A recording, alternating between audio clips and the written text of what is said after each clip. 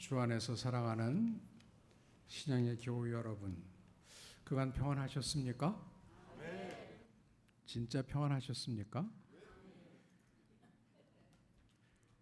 코로나가 근 3년을 괴롭히고 아직도 우리가 온전히 회복된 상황도 아닌데 진짜 평안하셨습니까? 제정신으로 잘 생각들을 해보셔요. 남이 아멘 한다고 따라하지 마시고, 분위기상 아멘 해야 될 것 같아서 목사 사기를 돋구기 위해서 아멘 하지 마시고 본인이 한번 생각을 잘 해보셔요. 진짜 아멘이니까. 지난 3년 진짜 평안하게 지내셨습니까? 못 말리시는 분들이시군요. 예, 우리가 세상에서 이런 얘기를 하면 세상 사람들은, 대부분 세상에 계신 분들은 이해를 못할 거예요. 저 사람들이 도대체 제정신일까? 노르말한가? 아니, 얼마나 힘들었는데 평안하셨습니까? 하는데 아멘, 평안했습니다 라는 답을 할 수 있을까? 저 사람들은 도대체 이 세상 안에 사는 사람들인가? 이런 의문을 가질 정도로 사실 우리는 조금 다릅니다.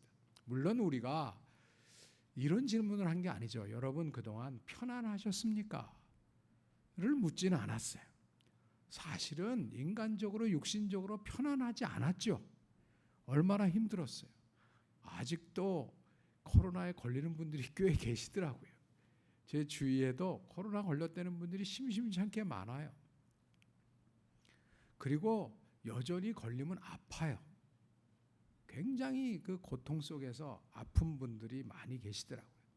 제 주위에도 꽤 많이 아팠는데, 이런 말 하면 안 되는데 저는 아직 공식적으로 걸리진 않았거든요. 그랬더니 인간성이 좀 안 좋다 그러더라고요. 사회성이 안 좋아서 그렇다. 그럴 정도로 여러분들이 편안하지 않은 삶을 그동안 살아오셨습니다. 그럼에도 불구하고 우리가 그리스도 안에서 함께 예배하는 자리, 신앙 공동체 안에서 평안하셨습니까? 를 여쭈니까 모든 어려움에도 불구하고 그래도 오늘 나를 이 자리에 있게 해주시고 함께 예배 드리게 해주신 하나님의 은혜가 크다는 것을 알기 때문에 우리는 아멘이라고 답을 할 수 있었는 줄로 압니다. 그런데 여러분, 진짜 우리가 코로나 때문에 힘들어서 교회에 나오지 못했을 때도 있잖아요. 교회 문이 닫혀졌을 때, 그래서 진짜 황망했을 때, 야, 우리 당대에 이런 일이 있을 수 있구나. 이런 일이 있을 수 있구나. 온라인 예배? 아니 뭐 온라인 교육은 들어봤지만 예배를 우리 모두가 온라인으로밖에 드릴 수, 그거밖에 방법이 없다고 했을 때, 그런 상황에 처했을 때 여러분은 어떠셨습니까? 저는 그랬습니다. 그때 생각해 보니까 참 하나님 앞에 죄송스러웠어요. 왜 우리를 함께 모여서 예배도 못 드리게 하느냐. 뭐 교회 안에서도 그런 것 때문에 소송도 하신 분들 계시잖아요. 국가 상대로 소송도 하시고 왜 우리를 못 모이게 하느냐, 안타까운 마음에 뭐 그러셨을 거예요. 정도의 차이는 있고 표현의 다양성, 표현은 다양했지만 우리 모두가 안타까웠습니다. 그때 이런 생각하지 않았습니까? 예배를 이렇게 예배당에 모여서 드리는 것도 그게 참 큰 은혜로구나. 우리가 그전에는 그냥 주일 되고 시간 되면, 때 되면은 그저 예배당에 다 나와서 예배 드리고 찬양하고 기도 드리고 말씀 나누는 줄 알았는데 이게 그렇지 않을 수가 있는 거로구나. 일상에서 드려지는 이 예배가 우리의 신앙생활 자체가 은혜로구나 하는 것을 우리가 그때 좀 더 깨닫지 않았습니까? 저 자신도 많이 회개해 했어요. 아, 예배 드린다니까, 그냥 목사니까, 신앙인이니까 그래서 예배 드리고 그저 찬양하고 그랬는데, 야, 내가 그동안에 얼마나 자유롭게 예배 드릴 수 있었을 때의 신령과 진정으로 예배를 드렸는가, 진짜 사모하며 예배를 드렸는가 반성하지 아니할 수가 없더라고요. 그냥 시간 되니까 와서 예배 드렸던 때가 꽤 많았던 것 같아요. 교제, 이렇게 옆에 있는 자매 형제들과 교제하는 것, 그때는 만나서 식사도 못할 때가 있었잖아요. 그때는 어떤 생각했어요? 야, 우리가 다시 교회에 모여서 교제하게 되면 진짜 제대로 좀 해야 되겠다. 예전에는 그렇게 모이면 그냥 맨날 또 오셨구만, 그래서 대면대면하게 지냈던 것이 회개가 되더라고요. 야, 우리가 다시 만나서 이렇게 함께 예배하게 되고 식사 한번 하게 되면 진짜 진하게 교제하고 진짜 감사하며 진짜 공동체다운 공동체, 그런 거 한번 이뤄보리라. 여러분, 생각 안 하셨습니까? 저도 그런 생각하고 많이 다짐을 했어요. 그런데 이제 드디어 하나님께서 우리에게 다시 리오프닝, 교회를 열어주셨어요. 다시 모였어요. 그래서 꽤 지났잖아요 지금. 어떻게 우리가 코로나 시절에 닫혀 있을 때 생각했던 것들, 마음속으로 회개했던 것들, 다짐했던 것들 얼마만큼 다시 우리가 실천하고 있습니까? 어찌 보면 지금은 우리가 그때 생각했던 것들을 다시 생각하면서 그때 다짐했던 것들 중에 못한 것들이 이해가 가기 전에 우리가 더 회복해야 되지 않겠습니까? 그런데 오늘 우리 신양교회는 제가 요새 상황을 자세히 모르고 그냥 대강 우리 차 목사님 통해서 이렇게 진행되고 있는 것들은 이제 가끔 듣고 있는데, 신양교회만 해도 괜찮은 상황이에요. 대부분의 한국 교회는 지금 회복이 안 되고 있어요. 뭐 질적인 면에서 우리가 얼마나 신령과 진정으로 예배를 드리고 있는가, 우리의 교제가 얼마나 진짜 진실한 그리스도 안에서의 교제를 하고 있는가, 이거는 모르는 거예요. 잘 측정하기가 쉽지 않아요. 그냥 양적으로만 따져도 교회로 다시 복귀하는 사람들이 굉장히 생각보다 적어요. 대부분의 교회가 지금 85% 이상 회복한 교회는 거의 없어요. 대부분이 65에서 84인 것 같아요. 통계적으로 조금 다른데 최근에 통계는 조금 올라갔는데 하여튼 65에서 84인 것 같아요. 더 회복이 안 된 교회도 많아요. 그러면 80%, 75%라면 한 20, 30%가 아직 뭐 더 진하게 예배드리고 더 진하게 교제하는 게 문제가 아니라 예배당에 오질 않고 계신 거예요. 그럼 그 20, 30% 중에 상당수는 또 연령대로 보면 40대 이하예요. 그 40대 이하는 온라인 예배 원인은 다양한 거예요. 온라인 예배에 익숙해진 거예요. 온라인 예배 드리니까 너무 처음에는 좀 찜찜하고 불편했는데 들어보니까 어때요? 괜찮지 않아요? 네? 그냥 내가 예배 다니려면 뭐 다 입고 정리하고 애들 데리고 막 오려면 오는 것만도 그게 보통이 아닌데, 이게 온라인 예배를 드리니까 점점 편해지는 거예요. 장소도 여기저기 가서 또 예배를 다 드릴 수가 있어요. 그러다 보니까 그러한 온라인 세상에 익숙해진 분들일수록 교회 복귀가 점점 늦어지고 있는 거예요. 그것도 은혜가 계속돼야 복귀를, 그래도 온라인이라도 연결이 돼 있는데 그 온라인이 점점 끊어지는 일들이 생기는 거예요. 그게 끊어지니까 어때요? 결정적인 건 뭐냐면 우리의 다음 세대, 즉 우리의 딸과 아들, 손자, 손녀들이 아빠 엄마가 안 나가는데 어떻게 나올 수 있겠어요? 요새는 동네 교회들이 아니잖아요. 엄마 아빠가 뭔가 데려다 줘야 되는데 그들이 다 안 나가기 시작하는 거예요. 그러다 보니까 한국 교회의 다음 세대, 그 다음 세대는 점점 교회 출석하는 사람들이 줄어들고 있는 거예요. 이것이 참 하나님 앞에 죄송스러운 현실입니다. 그래서 이제 저를 중심으로 하면 이제 라떼 세대들이 우리 때는, 저도 오늘 딱 앉으면서 그 생각이 나는 거예요. 내가 이 교회에 처음 왔을 때, 신약교회에 처음 왔을 때가 언제지? 보니까 1980. 제가 여기 교회 전도사 출신인 건 아세요? 예? 여기 교육 전도사 출신이에요. 오늘 딱 보니까 안내하는 우리 그 안내위원이 우리 조상순 집사에 어떻게 되는 것 같더라고. 예. 맞죠? 네. 뭐 남편이랑 사이좋게 잘 앉아 계시네요.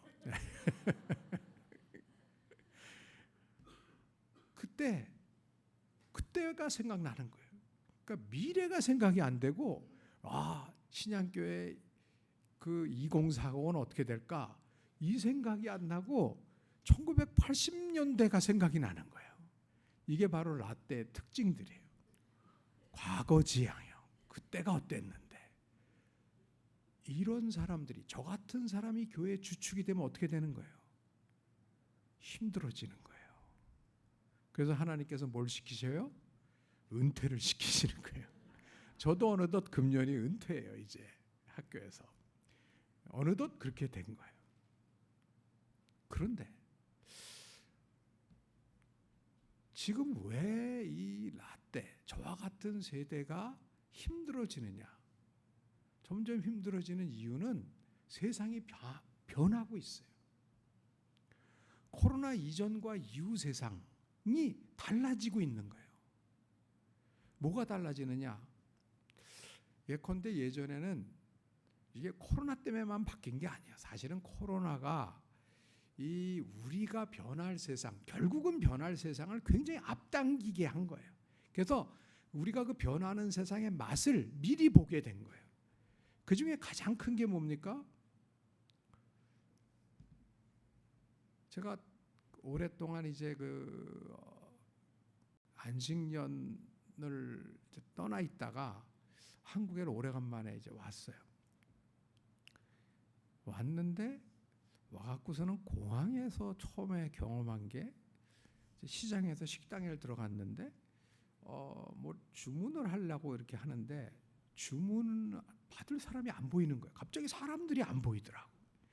그래갖고 뭔 기계 앞에 서서 찍으라는 거예요. 여기다 먹을 걸 찍으라는 거예요. 그래서 찍기 시작했어요. 찍기 시작했는데 잘못 찍었더라고요. 처음에 그냥 급하니까 찍으래서 찍었는데 이게 내가 뒤에 보니까 진짜 먹고 싶은 건 뒤에 있는 거예요. 그래서 그걸 좀 바꿔보려고 하는데 쉽지가 않아요. 참고로 그래도 저는 컴퓨터를 제일 먼저 만져본 사람이에요. 제가 80년대부터 그때 컴퓨터 다 했고 70년대 말에 처음 나올 때부터 저는 그래도 뭔가 한 사람이에요. 비교적 기계에 익숙한 사람이라고 쓰긴 쓴 거예요. 그런데 저도 어렵더라고. 그래서 제가 먹고 싶은 걸 다시 좀 이렇게 이거 취소하고 먹어보려고 이렇게 하는데 쉽지가 않은데 뒤를 돌아보니까 줄이 벌써 쫙 쓴 거예요. 그래서 제가 먹고 싶은 걸 먹었겠습니까? 못 먹었겠습니까? 못 먹었죠. 할 수 없이 그냥 찍은 것만 먹었어요. 찍은 거. 여러분, 이게 뭘 얘기하느냐? 선생이 되지 못하는 세상이 이제 본격적으로 온 거예요. 선생이 지금까지는 선생 노릇을 했어요. 선생이 뭡니까? 일찍 태어난 사람들이에요. 제가 학생들보다 후생들보다 일찍 태어났으니까 뭐가 많아요? 경험이 많은 거예요. 주워 들을 게, 경험한 게 많은 거예요. 책도 조금 더 봤고. 그러니까 선생으로서 경험이 많은 것을 우리는 뭐라고 인정해줘요? 경험이 많으면 지식이 많다고 인정을 해주는 거예요. 그래서 뭐가 생기느냐? 장유유서라는 문화가 생기는 거예요. 나이가 많은 분들에게 물어보면 그래도 지식과 지혜가 따라오기 때문에 나이 많은 게 굉장히 중요한 거예요. 그러니까 우리나라는 불리하면 뭐가 생겨요? 너 몇 살이야? 응? 이런 장유유서의 문화가 권위적으로 자리하는 문화가 된 거예요. 그런데 이제는 선생이 선생 노릇을 못하는 때가 온 거예요. 교수가, 제가 그래도 교수 중에는 이제 고참 교수잖아요. 선생 중에 선생 아니에요. 그러면 제가 막 얘기를 해요. 그러면 애들이 어떻게 해요? 요새 후생들이 딱 펴갖고 저거 맞아? 응? 저 양반 얘기하는 거 맞아? 응? 점검을 한단 말이에요. 허튼 소리 했다가는 바로. 그러니까 이제는 선생이 선생되지 못하는 세상이 도래한 거예요. 후생 가외라. 이런 건 누구한테 배워야 돼요? 우리 딸과 아들과 손녀와 손주들이 훨씬 잘 알아요. 그런데 계속 마이크 잡고 있는 사람들은 누구예요? 이 선생들이 잡고 있단 말이에요. 그래갖고 사회가 발전하겠어요? 안 되는 거예요. 이런 세상, 이게 뭐냐? 뉴 노멀이 한 단면입니다. 물론 그렇다고 해서 젊은 사람들이 모든 걸 다 잘하는 건 아니죠. 그러나 그만큼 지금 세상은 급격히 바뀌고 있어요. 그 바뀌는 중에 가장 이 코로나를 통해서, 이 코로나 3년, 햇수로 3년을 통해서 우리가 절감하게 된 게 뭡니까? 아, 세상이 이제는 아날로그에서 디지털로 바뀌는구나. 이게 떨어져 있다고 떨어져 있는 게 아니구나. 지금 차정규 목사님이 이 자리에 안 계시지만 분명히 줌으로 불꽃 같은 눈으로 지켜보고 있을 거예요. 우리가 떨어져 있으나 떨어져 있는 게 아닌 거예요. 이게 앞으로는 점점 더해지는 거예요. 이게 바로 뉴 노멀의 세상입니다. 그러면 이 뉴 노멀 시대에는 우리가 노멀 시대와 뉴 노멀이라는 말이 말 자체는 뭐 위협적이지가 않아요. 뉴, 새롭고, 노멀, 기준, 표준, 새로운 기준, 표준. 말 자체는 어떻게 보면 신선해 보이기도 하는데 사실은 합치면 쉬운 게 아니에요. 이게 저와 같은 사람도 밥 제대로 못 먹는 세상. 여러분 이거 우리들 라떼들, 우리 세대는 이해를 하죠. 이 전화기 아무리 좋은 거 갖고 계셔야 못 써요. 우리는 그렇게 좋은 거 살 필요가 없어요. 사실은 자꾸 우리라 그러면 죄송하지만 여기 쓰는 게 별로 없어요. 그런데 이걸 쓸 수 있는 젊은 세대들은 이거 갖고 별걸 다 한단 말이에요. 사실은 그래서 우리도 배워야 돼. 끊임없이 교회에 디지털 교실을 만들어서 자꾸 어른들이 가르치려고만 하지 말고, 우리가 가르치려고만 하지 말고 우리가 여기서는 학생이 돼야 되는 거예요. 그리고 우리 젊은이들이 사실은 다음 세대가 아니라 그들이 지금 현 세대예요. 자꾸 다음 세대 그러면 안 돼요. 우리는 약간 지금 뒤로 간 세대고, 지금 사실은 우리 중년층들이 현 세대고 젊은이들이 현 세대예요. 다음 세대는 우리의 손자 손녀들이 우리의 다음 세대인 거예요.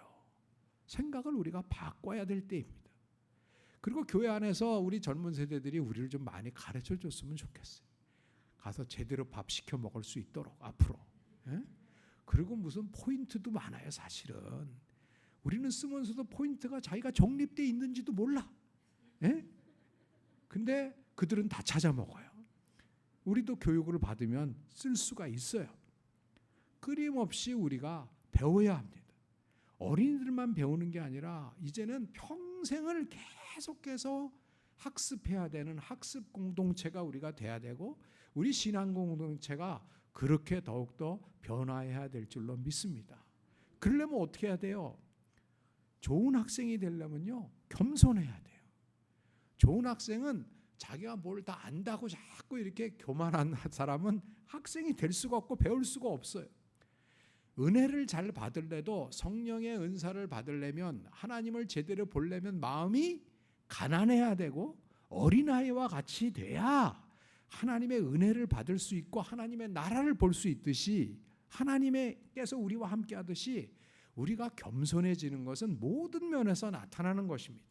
신앙적인 면에서만 나타나는 게 아니라 인간관계에서도 나타나는 것이고 학습의 태도, 배우는 삶의 자세도 달라져야 될 줄로 믿습니다.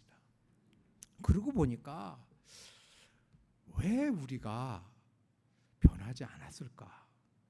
왜 우리가 하나님 앞에 제대로 된 예배를 드리는 것 같은데 우리의 삶이 변하지 않을까? 왜 한국교회는 이런 얘기를 듣고 살아야 할까? 지금 많은 사회에 있는 분들이 우리는 이 안에서 평안하다고 하지만 교회 바깥을 나가면 교회를 보고 긍정적으로 얘기하는 분들이 별로 없어요. 긍정적으로 얘기하는 분들이 별로 없으니까 우리 다음 세대가 복음으로의 초대를 부끄러워하는 거예요. 자기가 교인이라는 얘기를 요새 대학교에서는 말을 못하는 거예요. 심지어 커밍아웃이라는 얘기를 해요. 커밍아웃. 그건 뭐예요? 옛날에는 동성애 하시는 분들 이런 분들이 그냥 모든 걸 무릅쓰고 나는 그겁니다 라고 얘기할 때 커밍아웃이라는 말을 썼는데 이제는 뭘 커밍아웃이라고 하느냐. 내가 기독교인입니다. 내가 교회 다닙니다. 나 교회 다녀 라는 얘기를 할 때 젊은이들은 우리의 딸과 아들과 손녀와 손자들은 그런 용기가 필요할 정도예요. 사회 안에서. 대기업, 좋은 대기업들은 이른바 좋은 대기업들 교회 못 나가게 했잖아요. 코로나 때. 그때부터 교회 나가는 것을 신경 써야 돼요. 지금 공직자들 선거에 나가는 분들 중에는 자기 신앙을 어느 정도로 얘기해야 되나 굉장히 신경 써요. 왜? 그것 자체가 아주 낙인이 될 수가 있는 거예요.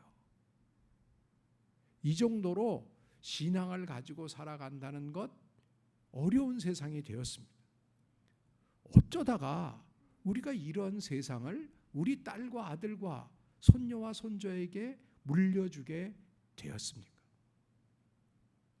저는 요새 이런 생각을 하게 돼요. 이제 저희 어느덧 저에게도 이제 손주들이 태어나갔고 2살짜리, 4살짜리가 있어요.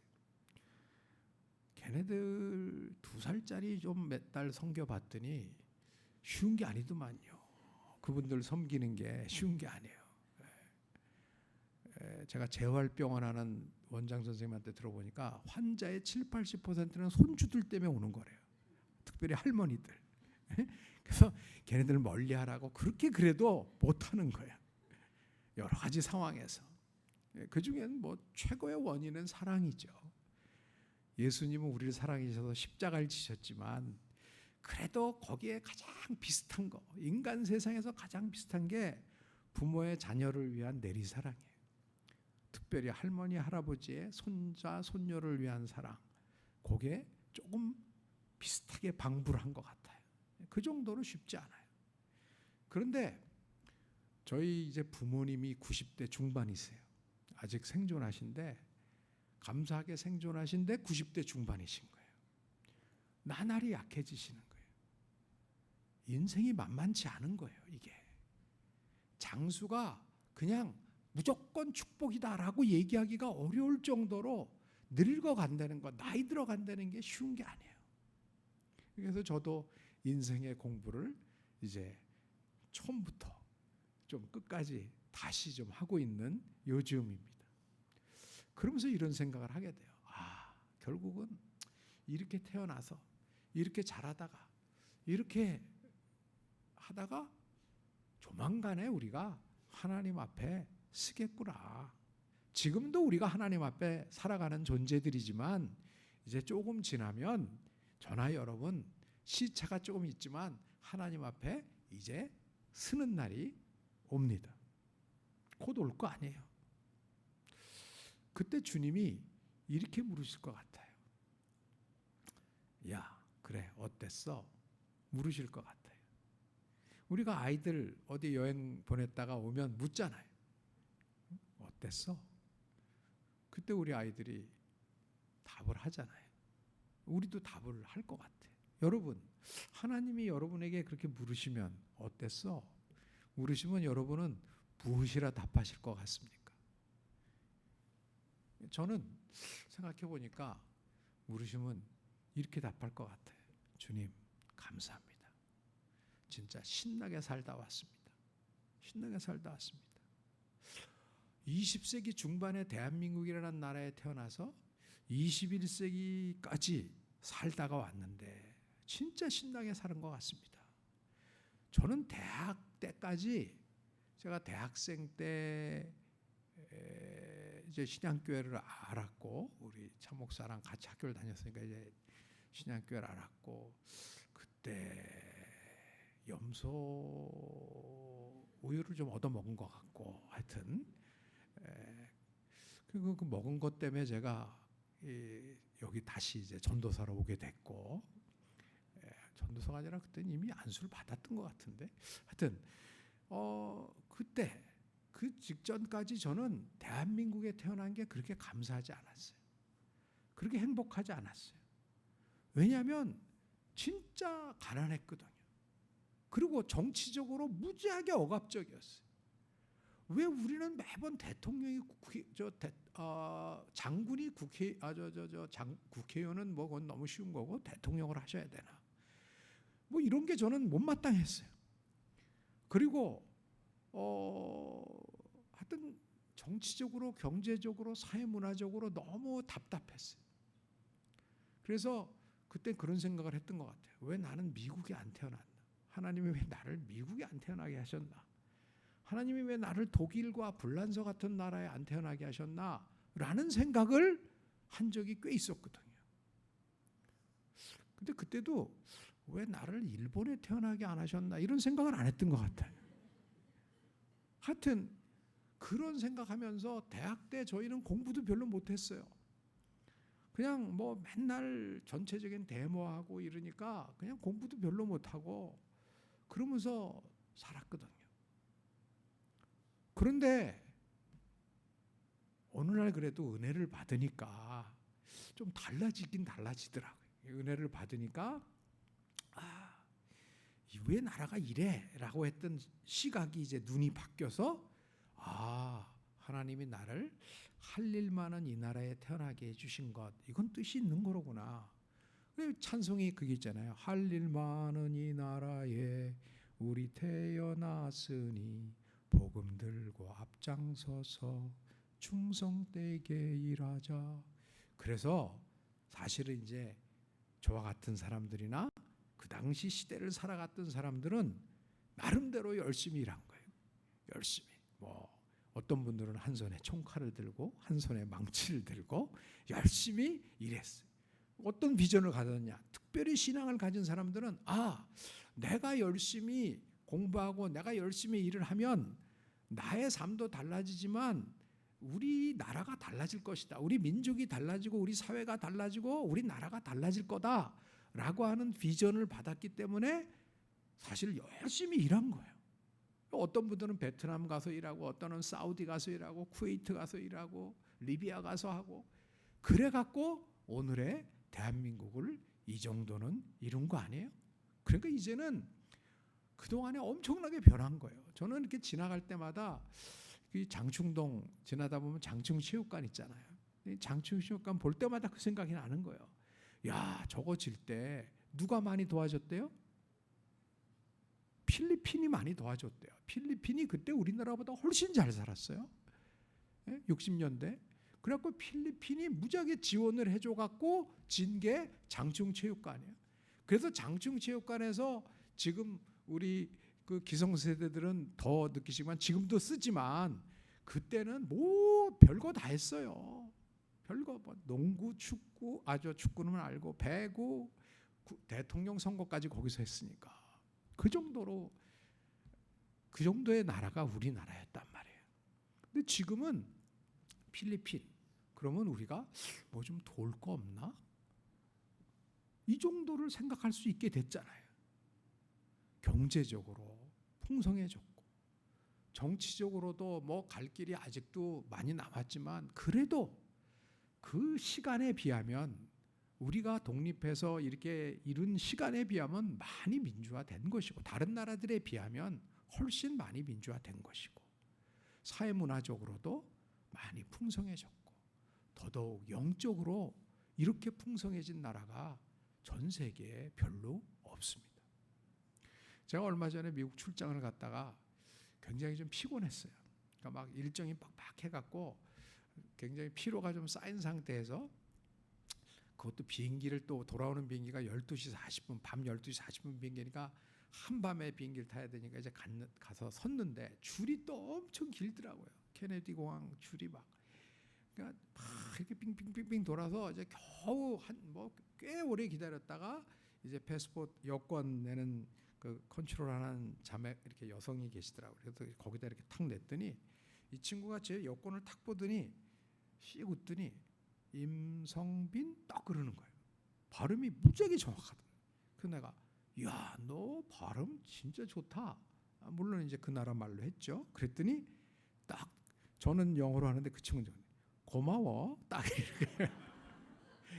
그러니까 순식간에 저랑 그 친구랑 그 피곤했던 게, 그 친구도 꽤 피곤했을 거 아니에요. 그 앉아서 맨날 그 맞나 틀리나. 그런데 저도 피곤하고 그 친구도 피곤했는데 그 짧은 말에 그 순간에 싹 피로가 가실 정도로 씩 웃고 주위에 있던 사람들 뭐야 갑자기 저 사람들. 여러분, 옛날 같으면 있을 수가 없는 일인 거예요.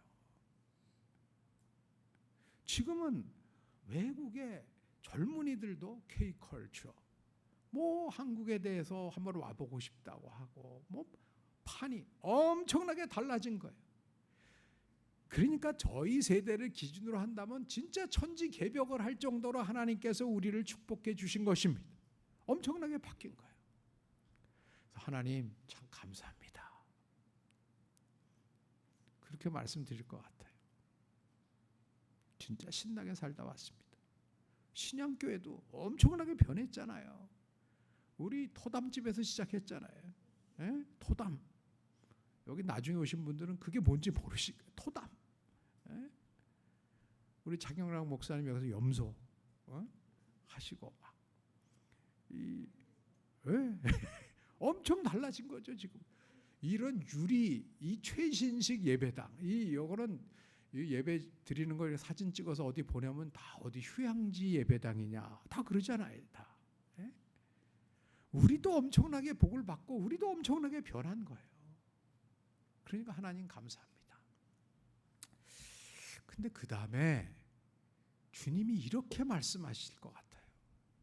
야, 근데 너 그렇게 감사하다 그러는데 네가 남겨놓고 온 대한민국 왜 저래? 네가 두고 온, 네가 지금까지 뭐 나름대로 일했다고 하는 대한민국의 교회들은 왜 저래? 너희 딸과 아들, 손자, 손녀들은 왜 저래? 라고 만약에 하나님이 말씀하시면 제가 어떤 답을 할까라는 대목에서 굉장히 아직도 두렵고 떨림을 갖게 되었습니다. 여러분, 지난 수십 년 동안 하나님께서는 우리를 엄청나게 복 주셨어요. 엄청나게 정치적으로, 경제적으로, 사회문화적으로, 영적으로 엄청난 복을 주셨는데 우리가 남겨놓고 가는 이 땅의 지금의 문화는 뭐예요? 문화라고 하는 것은 믿음이 뿌리라고 하면 그 뿌리에서 나오는 줄기, 나무의 줄기 같은 게 우리의 삶이고 그 삶에서 맺혀지는 열매가 문화예요. 그러니까 지금 우리가 남겨놓고 가는 게 뭐냐? 우리 현재의 문화를 보면 알 수 있어요. 그게 뭐냐? 여러 가지 좋은 것들, 하나님께 감사한 것들이 있음이 틀림없지만 그 중에 제가 제일 마음에 걸리는 건 이런 거예요. 지금 이 땅은 자살률이 OECD 국가 중에서 몇십 년 동안 부동의 1위예요. 자살률이 1위예요. 대한민국이. 전 세계에서 1위예요. 그 다음 저출산율, 다음 세대를 낳지 않는, 잊지 않으려고 하는 문화가 거의 1위예요. 여러분, 이거의 공통점이 뭡니까? 공통점은 생명이에요. 생명. 우리는 자살한다는 것은 뭐냐면 그분들 개인의 문제가 아니라 우리가 그런 문화를 만들어 놓고 있는 거예요. 생명보다 더 중요한 게 있기 때문에 야, 이렇게 살려면 살 필요가 없어. 우리가 이런 삶을 살려면 아이를 낳을 필요가 없어. 이런 문화가 지금 팽배해 있잖아요. 이거는 20대만의 문제가 아니에요. 이런 문화를 만든 우리들의 문제인 거예요. 저는 하나님 앞에 섰을 때 그런 게 두려워요. 지금 어쩌다 이렇게 됐나? 지금은 그냥 뭐니 해도 뭐예요? 머니가 최고라는 거예요. 돈이 없으면 이 세상을 살아가는 것에 별로 의미를 못 느낄 정도의 물질 중심의 문화가 돼 있어요. 생명보다 물질이 더 중요한 거예요. 이렇게 살려면 살 필요가 없다는 문화가 팽배해 있어요. 우리가 공산당을 싫어하잖아요. 오늘이 북한 선교 주일이에요. 우리가 북한 땅을, 북녘 땅을 생각하면서 통일을 생각해야 돼요. 근데 여러분, 최근 통계에 의하면 우리 20대들의 통일에 대한 그 통일의 당위성, 우리가 통일해야 된다고 생각하는 사람은 10%가 안 돼요. 점점 50대 이하들은 통일 꼭 해야 된다고 생각 안 해요. 60대 이상들이 아직도 우리의 소원은 통일을 얘기하지만 50대 이하들은 거의 통일을 생각하는 사람들이 점점 줄어들어요. 왜? 가장 큰 원인이 뭐냐? 지금 북한이 하는 걸 보니까 저런 사람들이랑 같이 살려면 힘들 것 같아. 이런 마음도 있지만 또 하나는 뭐냐? 지금 나 살기도 힘든데 갑자기 모르는 형과 모르는 언니, 누나가 나타나는데 나보다 무지하게 가난해. 내 걸 나눠야 돼. 에이, 아니지. 그냥 이대로 사는 게 좋아. 그러면서 북한은 또 조금 도울 건 돕재요. 왜? 보험금과 같은 거야. 보험금. 뭐가 좀 그래야지 전쟁은 안 할 거 아니야? 이 정도의 현실적 생각들이 팽배해 있는 거예요. 어떻게 보면 굉장히 현실적인 생각들이죠. 그러나 그런 것들을 극복하고 하나님이 원하시는, 사도 바울이 그랬잖아요. 사도 바울은 하나님의 사랑에서 그 어떤 피조물도 나를 끊을 수 없으리라. 예수 그리스도 안에서 나타난 하나님의 사랑에서 나를 끊을 수 있는 것은 하나도 없다고 고백한 사람이에요. 로마서 8장. 그렇게 엄청난 신앙 고백을 했지만 당장 9장에 뭐라 그랬어요? 나에게 지금 큰 근심이 있고 그치지 않는 고통이 있다. 신앙이 좋아지면 좋아질수록 새로운 근심이 생기는 거예요. 세상 근심에서는 자유해지지만 하나님이 주시는 근심을 갖게 되는데 그게 뭐냐? 민족 구원과 세계 선교를 위한 근심이에요. 이웃을 향한 근심이에요. 이게 진정한 신앙인으로의 길 아니겠습니까? 여러분, 그런데 오늘의 형편은 우리가 북한을 복음으로서 통일한다 그러면서 우리가 공산주의가 문제가 있다는 것은 왜 문제가 있다 그래요? 왜 공산당을 싫어해요? 유물론이기 때문에 그래요. 영보다 물질이 더 중요하다. 물질이 결국은 사람들의 생각까지도 좌우하고 그 사람들의 태도를 다 바꿔놓는다 하는 게 유물론 아니에요. 물적 토대가 다 바꿔놓는다는 거예요. 근데 여러분, 북한에 지금 유물론자들이 많은 것 같아요? 남한에 유물론자들이 많은 것 같아요? 제가 볼 때는 남한이 더 많은 것 같아요. 왜? 인구가 많으니까. 북한의 주체사상 같은 거는 굉장히 관념론적이에요. 뭐 말도 안 되는 수령론 뭐 이런 게 중요하다 그러거든. 근데 지금 대한민국은 뭐니 해도 머니가 최고다라는 물씬 숭배에 깊숙이 물들어 있는 것. 이것이 바로 하나님께서 오늘 우리를 영적 예배로 부르시는 이유인 줄로 믿습니다. 하나님이 바라시는 것은 뭐냐? 야, 너희들 정신 차려라. 이대로 살면 진짜 복은 받았지만 내가 결국 너희들 좀 부자가 되게 해달라 그러고 잘 살게 해달라 그러고 뭐 좀 하게 해달라고 다 해줬는데 결국은 뭐냐? 하나님을 잊어버리고 하나님의 나라와 의가 중요한 것은 잊어버리고 육신의 정욕과 안목의 정욕과 이생의 자랑을 추구하느라고 결국 대한민국을 이렇게 생명을 경시하는 나라로 만들어 놓고 생명보다 뭐니 해도 물질이 중요하다는 문화를 만들어 놓고 쾌락을 중요시하는 문화를 만들어 놔서 너희의 딸과 아들과 손녀와 손자들이 그런 문화 속에서 물들어가고 있는 이 세상을 이대로 놓고 간다면 우리는 주님 앞에 참 죄송스럽지 않겠습니까? 사랑하는 신양의 교우 여러분, 주님께서 이 뉴 노멀, 새로운 시대에 우리 모두가 새로워지길 원하십니다. 그것은 뭐냐? 지금까지 우리가 예배를 많이 드렸지만 우리가 많이 드렸던 예배는 많이 드렸는데 기도는 많이 했는데 찬양은 많이 했는데 너무 립 서비스가 많았던 거 아니에요? 입술로만 드리는 예배, 입술로만 드리는 찬양. 그래서 주께서 말씀하십니다.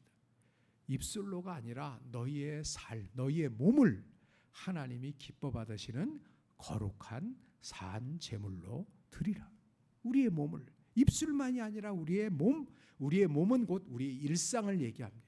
즉 우리가 일요일을 거룩히 구별해서 이렇게 예배당에 나와서 예배를 드리는 건 매우 중요한 예배지만 사실을 하나님이 바라시는 몸으로의 예배는 예배당 안에서뿐만 아니라 가정과 일터와 지역사회, 학교에서도 우리의 삶의 터전에서도 하나님을 하나님으로 인정하는 삶을 살아가는 삶.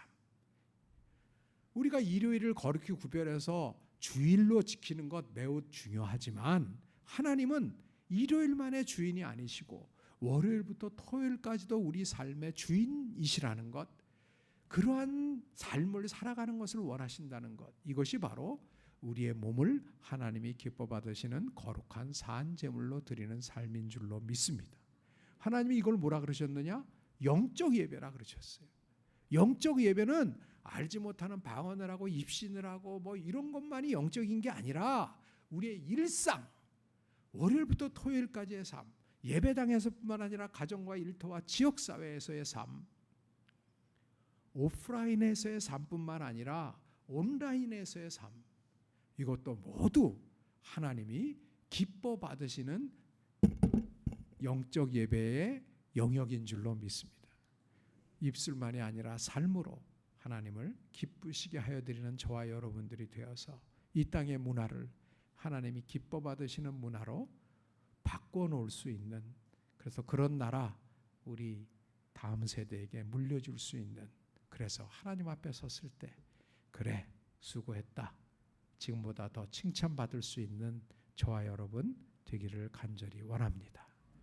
하나님 감사합니다. 주께서 저희를 사랑해 주셔서 이렇게 좋은 교회 함께 모여 예배드리게 하여 주셨으니 이제 더욱더 신앙인다운 신앙인 되어 교회다운 교회 이루어 이 땅의 소망, 우리 다음 세대의 소망 되게 하여 주시옵소서. 모든 말씀 우리 주 예수 그리스도 이름으로 기도드립니다.